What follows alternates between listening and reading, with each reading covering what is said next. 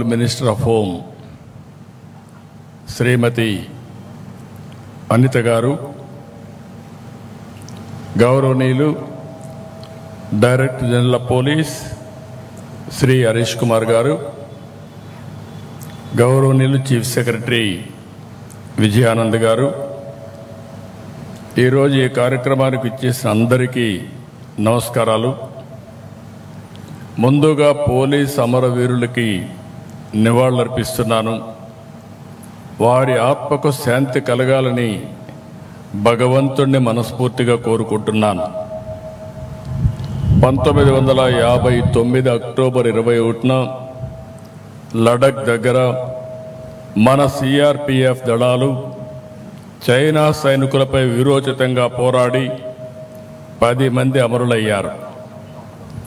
వారిని స్మరించుకునేలా ప్రతి ఏటా అక్టోబర్ 21న పోలీస్ అమరవీరుల రోజుగా ఘనంగా జరుపుకుంటున్నాం. వారి త్యాగాలను బలిదానాలను గుర్తు చేసుకుంటూ మనం అందరం కూడా స్ఫూర్తిని పొందుతున్నాం. ఈ సంవత్సరం దేశవ్యాప్తంగా విధి నిర్వహణలో 192 మంది పోలీసులు అమరులయ్యారు. వీరికి నివాళులర్పిస్తున్నాను. వారి ఆత్మకు శాంతి కలగాలని భగవంతుణ్ణి ప్రార్థిస్తున్నాను. ప్రజల రక్షణ కోసం ప్రాణాలు సైతం పణంగా పెడుతున్న పోలీసులంటే నాకు ఎప్పుడూ గౌరవం ఉంటుంది. మీరు చేసేది కేవలం ఉద్యోగం కాదు, మీరు చేసేది నిస్వార్థ సేవ, దేశం కోసం త్యాగం అని చెప్పి కూడా విజ్ఞప్తి చేస్తున్నాను. లా అండ్ ఆర్డర్, అభివృద్ధి, సమిక్షేమం, ఉపాధి, ఉద్యోగ అవకాశాలు, సుఖ సంతోషాలు, ప్రజలకు భద్రత, ఇవన్నీ కూడా ఒకదానిపైన ఒకటి ముడిపడి ఉన్న అంశాలు. సమాజంలో అలజడులుంటే పెట్టుబడులు రావు. అందుకే నేను ఎప్పుడూ లా అండ్ ఆర్డర్ పైన ఖచ్చితంగా ఉంటాను. No compromise on crime, zero crime మన లక్ష్యంగా పనిచేయాల్సిన అవసరం ఉంది. ఏవి పోలీసులు అంటే ఒక బ్రాండ్. ఫ్యాక్షనిజం, నక్సలిజం, కమ్యూనిజం, రౌడీయిజాన్ని అణిచివేయడంలో మీరు దేశంలోనే మంచి పేరు తెచ్చుకున్నారు.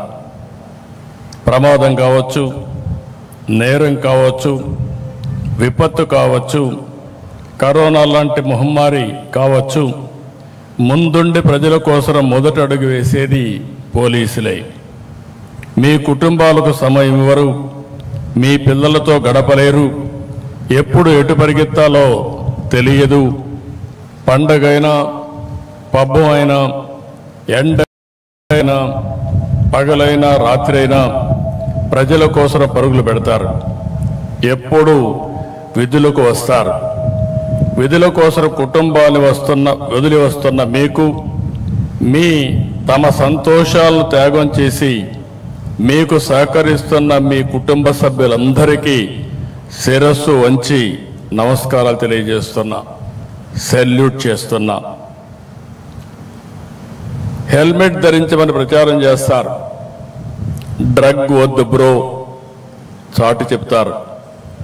మద్యం తాగి బండి నడపవద్దని హితం పలుకుతారు. స్పీడ్ థ్రిల్స్ బట్ కిల్స్ అని కామెంట్ చేస్తారు. ఇవన్నీ ఎవరి కోసరం? ప్రజల కోసమే. మన కుటుంబ సభ్యులు ఎలా మన గురించి ఆలోచిస్తారో ఆ విధంగా ఆలోచించి మన రక్షణ కోసం అనునిత్యం రోడ్డు మీద ఉండే పనిచేసే వాళ్ళు పోలీస్ సోదరులు. అందుకే వారంటే నాకెంతో అభిమానం. పోలీసులంటే కఠినత్వంతో ఉంటారని అనుకుంటారు, కానీ మానవత్వంతో వ్యవహరించేది వాళ్లే. ఏలూరులో జరిగిన సంఘటనగా నాకు గుర్తుంది. ఒక మధ్యతరగతి మహిళ దివ్యాంగురైన తన కూతుర్ని రోజు స్కూల్లో డ్రాప్ చేసి రావడం కోసం కష్టపడి ఒక బైక్ కొనుక్కుంది. కానీ ఎవరో ఆ బైక్ దొంగతనం చేశారు. దీంతో బిడ్డను స్కూలుకు పంపలేక ఆ తల్లి ఎంతో ఆవేదన చెందింది. ఏలూరు పోలీసులు కష్టపడి ఆ దొంగను పట్టుకుని బైక్ తిరిగి ఆమెకి ఇచ్చారు. అప్పుడు ఆ తల్లి ఆనందం చూడాలి. అది నిజమైన పోలీస్ అంటే, అదే నిజమైన మానవత్వం. మొన్న విజయవాడలో పేద పిల్లలు చెప్పులు లేకుండా వెళ్తుంటే అక్కడ చూసిన Penamaluru police station head constable Venkataratnam గారు పిల్లలకు అక్కడికక్కడ చెప్పులు కొనిపెట్టి పంపారు. నేను చెప్పేటి మాత్రం కొన్ని ఉదాహరణలే. ఇలా ప్రతి జిల్లాలో ప్రతి స్టేషన్లో ప్రజల ఆస్తులు కాపాడాలనే తపన పడే సిబ్బంది ఉన్నారు. మానవత్వంతో స్పందించే పోలీస్ అధికారులు కూడా ఉన్నారు. నేడు నేరాల తీరు మారుతా ఉంది. క్రిమినల్స్ బాగా అప్డేట్ అవుతున్నారు.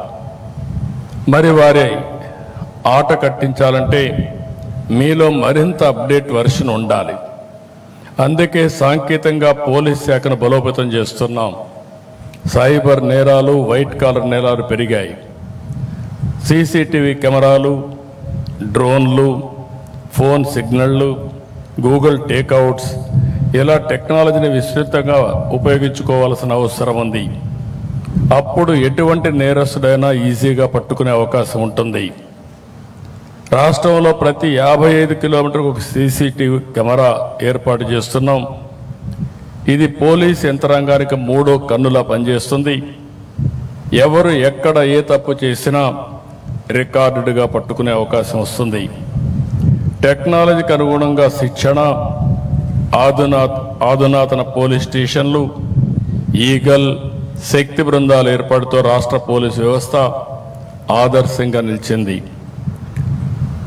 డ్రగ్స్, గంజాయి పంటను గుర్తించి ధ్వంసం చేస్తున్నారు. స్మగ్లింగ్ని అరికడుతున్నారు. అడవుల్లో డ్రోన్లు ఎగరేసి ఎర్రచందనం దొంగలను కట్టడి చేస్తున్నారు. ఈ విషయంలో మిమ్మల్ని అందరినీ అభినందిస్తున్నా. ఈ ప్రిమిసెస్ చూస్తే నేను దగ్గర 16 సంవత్సరాలుగా ఈ ఫంక్షన్కి వస్తున్నాను. ఒకప్పుడు గోషా మహల్కి వెళ్ళేవాళ్ళం. ఈరోజు ఈ ప్రిమిసెస్కి నేను వస్తున్నాను. నేను ఆ రోజు ముఖ్యమంత్రి అవుతానే ఆలోచించింది, ఎక్కడ పోలీస్ డీజీపీ ఆఫీస్ ఉండాలి, అన్నీ ఉండాలని ఆలోచిస్తే నాకు ఆ రోజు కనపడినటువంటి ఏకైక ప్రదేశం ఈ సుందరమైన ప్రదేశం. ఒక పక్క అడవులు, ఒక పక్క నేషనల్ హైవే, అటు విజయవాడ గుంటూరుకు మెయిన్ హైవే కింద ఆ రోజు ఆలోచిస్తే ఈరోజు భారతదేశంలో ఎక్కడా లేనటువంటి బ్రహ్మాండమైన ఆఫీసు ఈరోజు మనకుందంటే దీనికి నేను గర్వపడుతున్నా. పోయినసారి వచ్చినప్పుడు చూశాను, ఇక్కడ మెమోరియల్ తాత్కాలికంగా ఉంది. ఆ రోజు డీజీ గారికి చెప్పాం, ఈరోజు శాశ్వతమైన మెమోరియల్ తయారు చేసి ప్రతి సంవత్సరం నివాళులర్పిస్తున్నామంటే నాకెంతో గర్వకారణంగా ఉంది. ఈరోజు పోలీసులందరికీ ఒకటే విజ్ఞప్తి చేస్తున్నాం, విజిబుల్ పోలీసింగ్ ఉండాలి, ఇన్విజిబుల్ పోలీస్ ఉండాలి.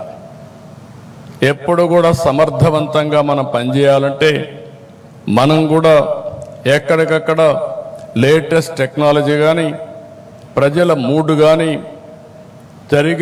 జరిగే నేరాలు, జరగబోయే నేరాలని అధ్యయనం చేసే పవిత్రమైన పరిశోధనా కేంద్రాలయంగా ఈ డీజీపీ ఆఫీస్ ఉండాల్సిన అవసరం ఉంది.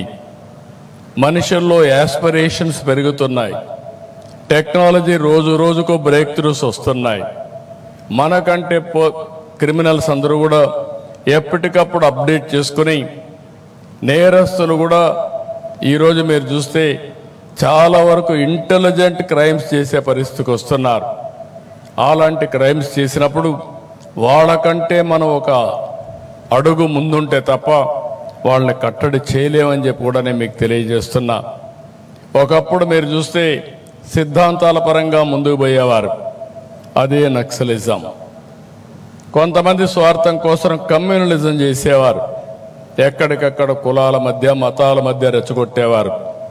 ఇంకో పక్క మీరు చూస్తే ఆధిపత్యం కోసం ముఠా నాయకత్వాన్ని ఏర్పాటు చేసేవారు. ఇంకో పక్క డబ్బుల కోసం రౌడీజం చేసి అది ముఠాలుగా తయారై ఓసారి ఇంటర్నేషనల్ ముఠాలుగా కూడా తయారయ్యే పరిస్థితికి వచ్చారు. ఇవన్నీ తుదముట్టించాలంటే పోలీసు వ్యవస్థ సమర్థవంతంగా ఉండాలి. పోలీస్ అంటే భయం ఉండాలి. ఎక్కడికక్కడ ఒక డెమాన్స్ట్రేటివ్గా మనం యాక్ట్ చేయగలిగితే దానిపైన నేరాలు ఆటోమేటిక్గా తగ్గే పరిస్థితి వస్తాయి. అట్లా కాకుండా మనం లీనియంట్గా ఉంటే దానివల్ల ప్రతి ఒక్కరు ఆసరాగా తీసుకొని ఒక నేరమే కాదు నేరాల మయం చేసే పరిస్థితి వస్తుందని చెప్పి కూడా నేను మీకు తెలియజేస్తున్నా. ఇటీవల కాలంలో మనం చూస్తున్నాం, నా అనుభవంతో చెప్తున్నాం, 45 రాజకీయాలు, 48 సంవత్సరాలు, రేపు 28కి మొట్టమొదటి ఎమ్మెల్యేగా అయిన తర్వాత సుదీర్ఘమైనటువంటి రాజకీయ జీవితంలో అనేక సమస్యలు చూశాను. నేను మొదటి నుంచి కూడా ఒకటే ఆలోచిస్తున్నాను, law and order utmost important. నిన్న గూగుల్ పెట్టుబడులు $15 బిలియన్ ఆంధ్రప్రదేశ్కి వచ్చిందంటే, వైజాగ్కి వచ్చిందంటే వారికి ఒక నమ్మకం, ఈ రాష్ట్రంలో లా అండ్ ఆర్డర్ ఉంటుంది, ఈ రాష్ట్రంలో అభివృద్ధి జరుగుతుంది, వారు పెట్టే పెట్టుబడులకు సేఫ్టీ ఉంటుందనే ఉద్దేశంతో అతిపెద్ద పెట్టుబడి ఆర్థిక సంస్కరణలు వచ్చిన తర్వాత మొట్టమొదటిసారిగా $15 billion data centre, artificial intelligence ఖర్చు పెట్టే పరిస్థితికి వస్తున్నారు. ఇది ప్రపంచానికే ఒక హబ్బుగా తయారవుతుంది. ఒకప్పుడు హైదరాబాద్లో హైటెక్ సిటీ, ఐటీతో ప్రారంభించిన నేను ఈరోజు ఆర్టిఫిషియల్ ఇంటెలిజెన్స్, అదే మరిగా డేటా సెంటర్తో గూగుల్తో విశాఖపట్నం ముందుకు పోయే పరిస్థితి వచ్చింది. ఇవన్నీ ఒక ఎత్తు అయితే సమాజంలో అశాంతి సృష్టించడానికి కొన్ని రాజకీయ ముసుగులో కూడా కొత్త నేరాలు చేసే పరిస్థితికి వస్తున్నారు. నాకెప్పుడూ భయం లేదు. మీ అందరికీ తెలుసు, మీరందరూ త్యాగాలు చేస్తున్నారు.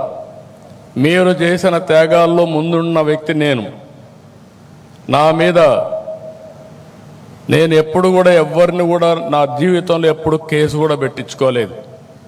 కానీ రాష్ట్రంలో లా అండ్ ఆర్డర్ మెయింటైన్ చేయాలి, ప్రజలకు భద్రత కల్పించాలి, ఎట్టి పరిస్థితుల్లో ఉపేక్షించకూడదని రాజీ లేని పోరాటం చేశాను. దాని ఫలితమే తాత్కాలికం.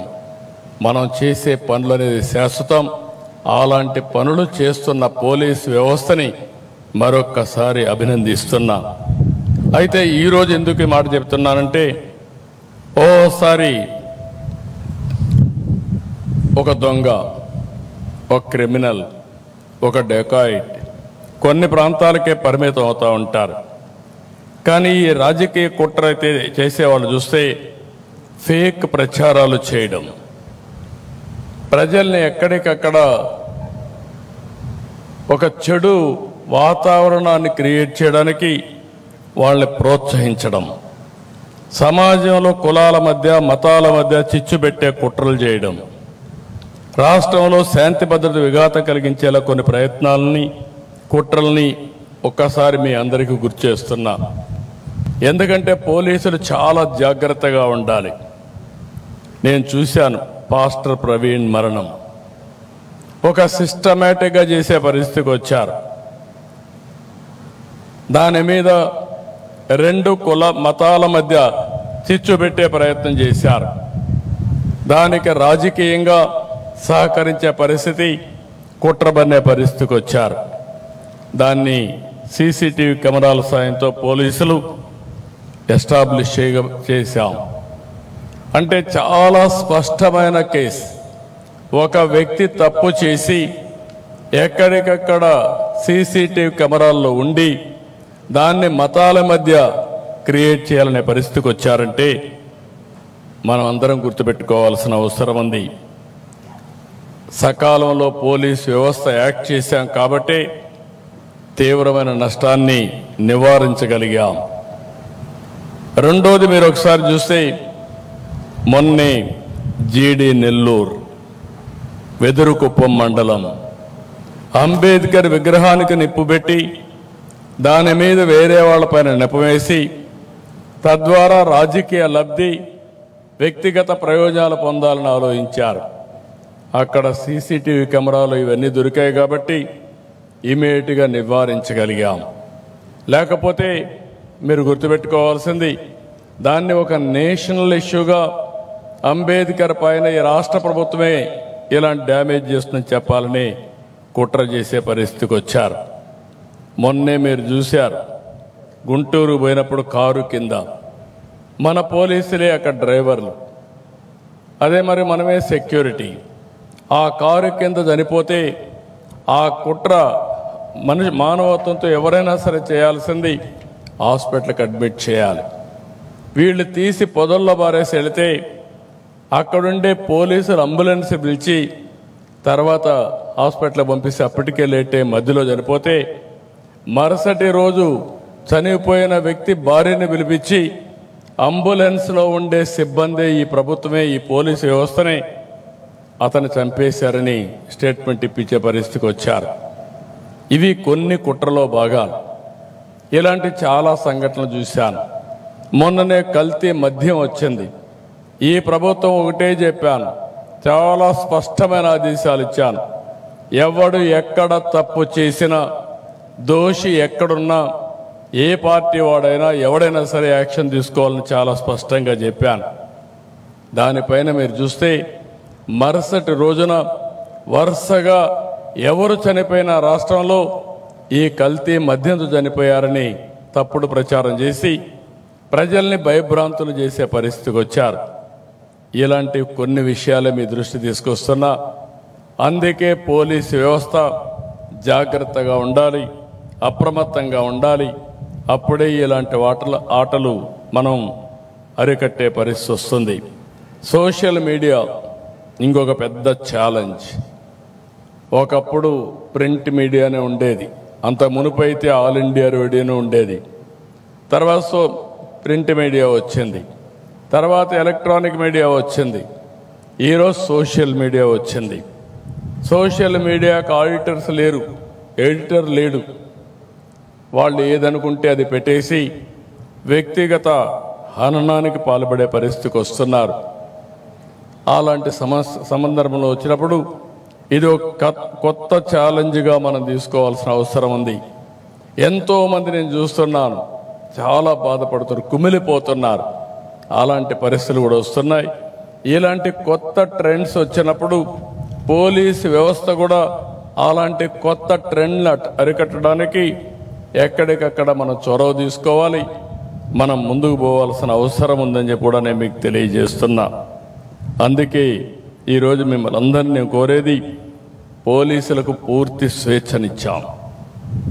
మీరు కఠినంగా ఉండండి. లా అండ్ ఆర్డర్ కంటే ఏది ముఖ్యం కాదు. ఆడబిడ్డల అఘాయిత్యంగా చేస్తే ఎంతటి వాడైనా సరే, ఒకవేళ తాగిన మైకంలో చేసినా, లేకపోతే పోలీసులు ఏం చేయరనే అహంభావంతో చేసినా, అదే చివరి రోజు వాళ్ళకి కావాల్సిన అవసరం ఉంది. అప్పుడే ఇలాంటి మనం కంట్రోల్ చేస్తామని చెప్పి కూడా నేను మీకు తెలియజేస్తున్నా. మీరు ప్రభుత్వానికి, ప్రజలకు అండగా ఉండండి. మేము మీకు, మీ కుటుంబాలకు మద్దతుగా నిలుస్తాం. మీ కుటుంబ సభ్యుల వైద్య సేవకు మీకోసం 16 నెలల్లో 33 కోట్ల రూపాయలు ఖర్చు పెట్టాం. గ్రూప్ పర్సనల్ యాక్సిడెంట్ ఇన్సూరెన్స్ గత ప్రభుత్వం నిలిపేస్తే మళ్ళీ దాన్ని పునరుద్ధరించాం. కానిస్టేబుల్ నుంచి డీజీపీ వరకు ప్రతి ఒక్కరికి 20 లక్షల నుంచి 45 లక్షల వరకు ఉచిత బీమా కవరేజ్ ఇస్తున్నాం. మరణించిన 171 మంది పోలీసులకు బీమా కింద 23 కోట్లు అందించాం.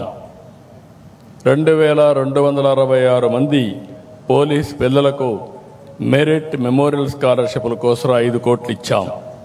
రాష్ట్రంలోని 22 పోలీస్ క్యాంటీన్లకు 4,70,00,000 రూపాయలు మంజూరు చేశాం. గత ఏడాదిగా ట్రావెల్ అలయన్స్ కానీ, surrender leaves, additional surrender leaves, ఇంకా ఇతర బిల్లులు చెల్లించేందుకు 320 కోట్లు కేటాయించాం. త్వరలో హోంగార్డులకు ఉచిత ఆరోగ్య బీమా, పోలీసు కుటుంబాలకు 30 లక్షల వరకు super top of health insurance కల్పించే ప్రయత్నం చేస్తున్నాం. ప్రభుత్వ ఉద్యోగుల పట్ల సానుకూలంగా ఉన్నాం. మీ అందరికీ తెలుసు, 1924 రాష్ట్రంలో ఒక విధ్వంసం జరిగింది. అన్ని వ్యవస్థలు పతనావస్థకు వచ్చాయి.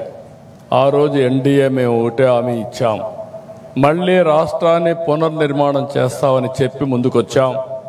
16 నెలలైంది. అన్ని వ్యవస్థల్ని ఎక్కడికక్కడ రీఆర్గనైజ్ చేస్తూ ఆ వ్యవస్థల్ని మళ్ళీ ట్రాక్లో పెట్టే పరిస్థితి తీసుకొచ్చాం.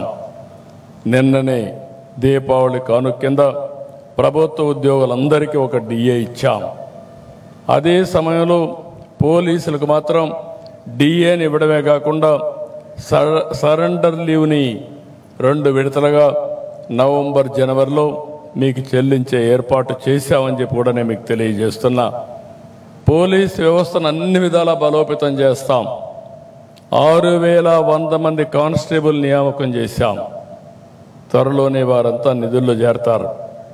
ఇంకొక పక్కన శాఖాపరమైనటువంటి పదోన్నతులు సకాలంలో వచ్చేలా అన్ని చర్యలు తీసుకుంటాం. ఇంకొక విషయం మీ అందరికీ ఫైనల్గా విజ్ఞప్తి చేస్తున్నా, మీ సంక్షేమం, మీ భద్రత చూసుకునే బాధ్యత ప్రభుత్వానికి. కానీ ఈరోజు రాష్ట్రంలో అన్ని వర్గాలు బాగుండాలంటే నేను ఒకటే ఆలోచిస్తున్నాను. 2047కి ప్రపంచంలో నెంబర్ 1 ఆర్థిక వ్యవస్థగా భారతదేశం ఉంటుంది. అదే సమయంలో ఆంధ్ర రాష్ట్రం భారతదేశంలో నెంబర్ 1గా చేసుకునే బాధ్యత మన పైన ఉంది.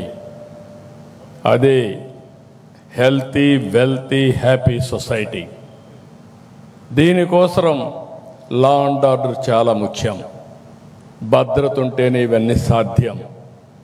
ఆస్తి భద్రత కానీ, లేకపోతే వ్యక్తిగత భద్రత కానీ, సమాజ భద్రత కానీ చాలా ముఖ్యం అని చెప్పి కూడా నేను మీకు తెలియజేసుకుంటూ, మరొక్కసారి ఈరోజు ఇక్కడికి వచ్చినప్పుడు అనిపిస్తుంది, one of the best premises.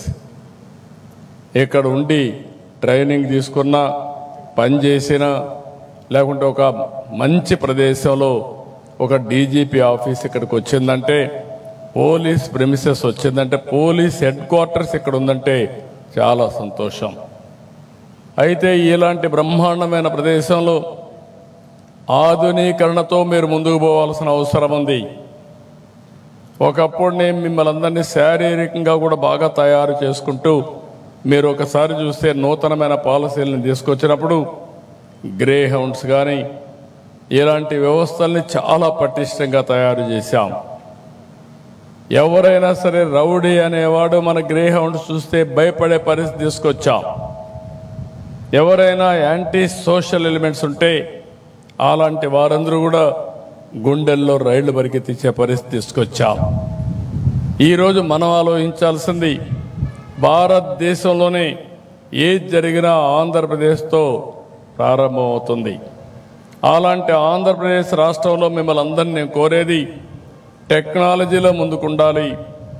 Cyber security, cyber నేరాలు చేయాలంటే భయపడే పరిస్థితి రావాలి. సంఘ విద్రోహ శక్తుల పట్ల అప్రమత్తంగా ఉండడమే కాదు, గుండెల్లో రైళ్లు పరిగెత్తించే పరిస్థితి పోలీసు వ్యవస్థ ఉండాల్సిందిగా కోరుకుంటూ, మీరు ఇవి చేయండి. నేను ఒకటే హామీ ఇస్తున్నా, మీ గౌరవాన్ని పెంచే బాధ్యత, మీ భద్రత కాపాడే బాధ్యత మీరు, మీ కుటుంబాలని